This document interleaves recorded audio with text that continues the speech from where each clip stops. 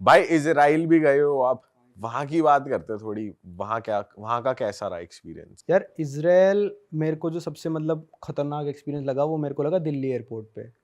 Israel की Airways है L आल Airways, उनकी एयरवेज का नाम है, जैसे एयर इंडिया है अपनी। तो एल आल एयरवेज जहाँ से भी उड़ती है, जिस भी एयरपोर्ट से एल आल एयरवेज उड़ के इसराइल जाती है, उस एयरपोर्ट पे इसराइल के सीक्रेट स्टाफ वाले खड़े होते हैं। और सबको, मेरे को पता नहीं था पहली बात ये, बाद में जाके पता चला मेरे को, वो खड़े हैं वहाँ पे। जैसे ही आप चेक इन काउंटर पे जाओगे ना, आप चेक इन काउंटर पे जा ही नहीं सकते। पहले आपको पासपोर्ट अपना उसको देना पड़ेगा, उस बंदे को सारी चीज़ पूछेगा। जितने भी मुस्लिम देश आप गए हो वो सारों के नाम लेगा। जैसे मेरे पासपोर्ट में 5-6 देश थे उस टाइम पे, सबका नाम लिया, इस यहाँ क्यों गया, यहाँ क्यों गया, यहाँ क्यों गया, यहाँ क्यों गया। तो वो तब आपको बोर्डिंग करने देंगे जब वहाँ पे दिल्ली एयरपोर्ट पे क्लियर हो जाएगा कि मैं कुछ गलत काम नहीं करने जा रहा हूँ उनके प्लेन में।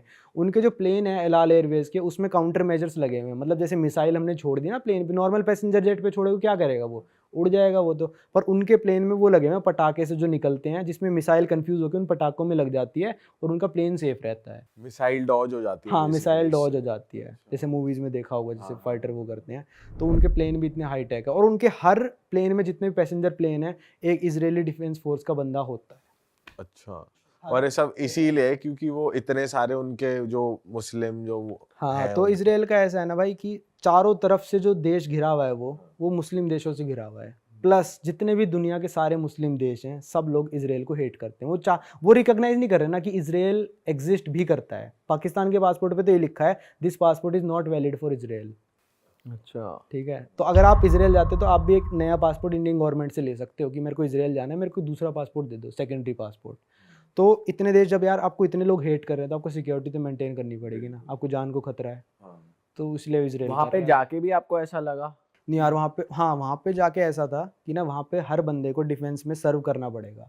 क्योंकि उनको पता है जिस दिन सारे मुस्लिम देशों ने हम पे अटैक किया, ये मतलब कहने वाली बात है, वैसे सब ने अटैक किया, तो पूरी जनता सारी AK-47 लेके खड़ी हूँ। वहाँ पे लड़कियां ना बस में, जैसे 20-25 साल की लड़कियां AK-47 बस में लेके चल रही हैं, मेरे साथ खड़ी हैं। अच्छा। नॉर्मली बस में, नॉर्मल पब्लिक ट्रांसपोर्ट में ट्रैवल कर रही है, मेट्रो में ट्रैवल कर रही है, बस में ट्रैवल कर रही है।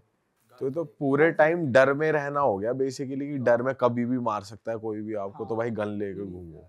नहीं नहीं, वो नहीं है, मतलब वो तो ऐसा है कि अपने प्रैक्टिस पे भी जा रहे हैं, तो पब्लिक ट्रांसपोर्ट में मशीन गन लेके जा रही हैं वो। मतलब वहाँ सेफ है पूरा, इसराइल अंदर से पूरा सेफ है। और वहाँ के लोग अच्छे हैं, बात बात करते हैं? इंडिया का तो भाई बहुत रिस्पेक्ट है, मैं बताऊं तो पूरी दुनिया में इंडिया की इतनी रिस्पेक्ट है ना, मेरे को नहीं लगता किसी देश की रिस्पेक्ट है जितनी इंडिया की है। हर देश में रिस्पेक्ट है इंडिया की।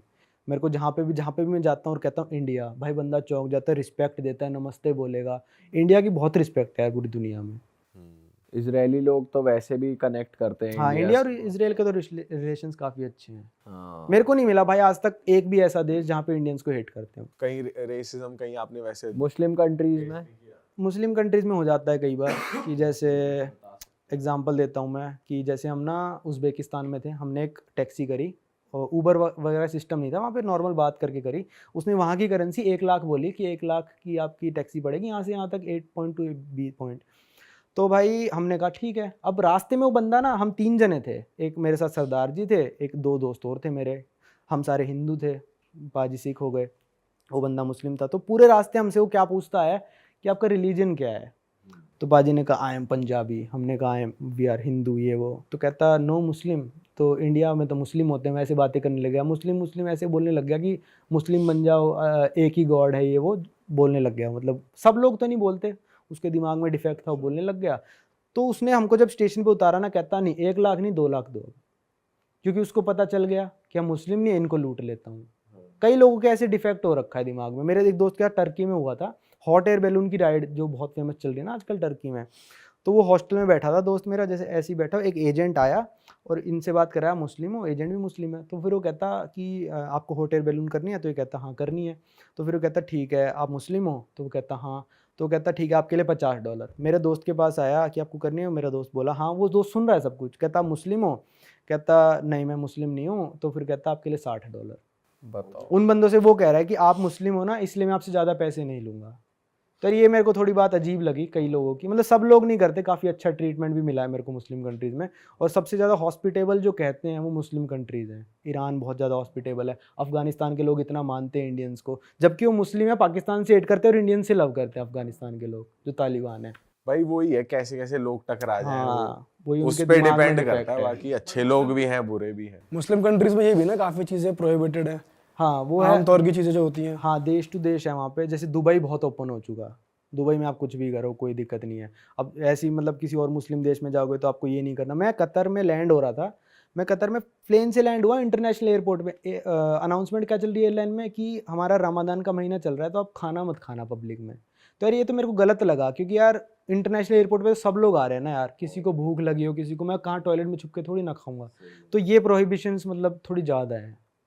और मुस्लिम कंट्रीज में काफ़ी क्लब्स है, क्लब्स वगैरह में जाना भी प्रोहिबिटेड है, क्लब्स है ही नहीं मतलब वहाँ पे। क्लब्स तो भाई मेरे को मुस्लिम कंट्रीज में मिले ही नहीं। मतलब लेबनान में मिले हैं, लेबनान काफ़ी पार्टी के लिए फेमस कंट्री है। लेबनान में क्लब्स थे, वहाँ पे ओपन माइंडेड लोग हैं। जहाँ जहाँ धीरे धीरे ओपन माइंड होते जा रहे हैं ना, वहाँ पे क्लब्स बनते जा रहे हैं मुस्लिम कंट्रीज में भी। ओमान में क्लब्स हैं, दुबई में क्लब्स हैं, अबू धाबी में भी हो गए हैं अब। तो जो जो जितना माइंड ओपन होता जाएगा भाई उतने ज़्यादा मतलब होते जाएंगे। भाई आप यूएस के बारे में बता रहे थे कि जैसे यहाँ पे आमतौर पे परचून की दुकान होती है, वहाँ पे आमतौर पे गन्स की दुकान है, मतलब तुम गन ले सकते हो।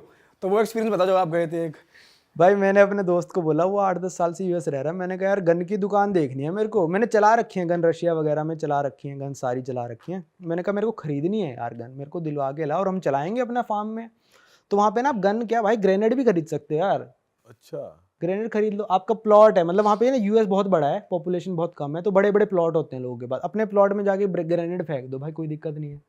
ऐसी मतलब एक्सपीरियंस के लिए, बस देखने के लिए। खाली एरिया होना चाहिए, मतलब उनका वो है, रूल्स हैं कि नेशनल पार्क पास में नहीं होना चाहिए, सिटी नहीं होनी चाहिए। पर अगर आपके पास बिल्कुल बंजारे में खाली प्लॉट है, वहाँ जाके ग्रेनेड फेंक लो आप। AK-47 चलाओ, अपनी खरीद की मशीन गन चलाओ, कुछ भी चलाओ। तो हम गन की दुकान में गए, जो पिस्टल्स वगैरह थी, पिस्टल रिवॉल्वर, वो तो मतलब काउंटर्स में अंदर रखी थी, ग्लास वाले काउंटर में सबका प्राइस लिखा हुआ है, कौन सी सेकंड हैंड है, कौन सी पुलिस वालों के द्वारा ओन्ड है, और कौन सी डिब्बे के साथ है, कौन सी बिना डिब्बे के है, कौन सी नई है। ये सारी कैटेगरीज थी वहाँ पे। और जो rifles, short gun, machine gun, ये सारी ओपन रखी है, क्योंकि पिस्टल्स का क्या है, लोग चोरी करके ले जाएंगे, चोरी का सिस्टम है ना वहाँ पे। पर मेरा दोस्त कह रहा भाई इस दुकान में चोरी नहीं होती, यही धाएं धाएं कर देंगे। और किस रेट पे मिलती है? रेट भाई रेट मैं आपको बताता हूँ। हमको सबसे सस्ती जो पिस्टल मिली थी वहाँ पे $170 की, 10,000 रुपये की। कुछ भी नहीं है भाई, इतने में तो नकली दिवाली की बंदूकें मिलती हैं। सही बात है भाई। और मतलब नॉर्मल सी जो आपने मूवीज में देखी होगी, जो हिटमैन वगैरह यूज करते हैं, जो कौन सा है वो, जॉन विक यूज कर, वो $600 तक मिल जाएगी आराम से।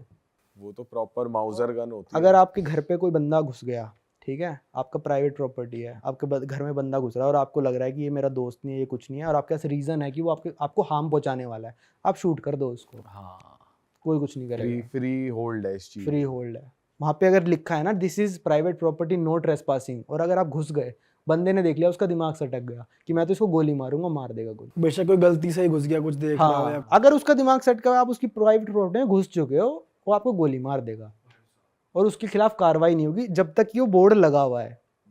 अगर वो बोर्ड नहीं लगा, आप घुस गए और उसने मार दी, तो उसके ऊपर कार्रवाई हो जाएगी। भाई वहाँ की पुलिस भी बहुत वेल मैनर्ड है, जैसे इंडिया की तरह नहीं है भाई। कंपैरिजन करो भाई, आप बता रहे थे पुलिस और यहाँ की पुलिस का कंपैरिजन बताओ जरा, थोड़ा पता चलो लगे। मान लो कि आप इंडिया में गाड़ी चला रहे हो, मैं पुलिस वाला हूँ, मैंने आपकी गाड़ी रुकवाया, प्लीज गाड़ी रोक भाई, चल अपना दिखा दे, ड्राइविंग लाइसेंस दिखा दे, इंश्योरेंस कागज, सारी चीज़ निकाल चल। तो आप क्या करोगे? लो सर लो, ये लो देख लो। हाँ देख लिया मैंने। अरे मेरे को लग रहा है कागज तो ठीक है भाई तेरे, पर तने लगा रखी है, टेस्ट करवा ले, इसमें फूंक मार। तो क्या करोगे?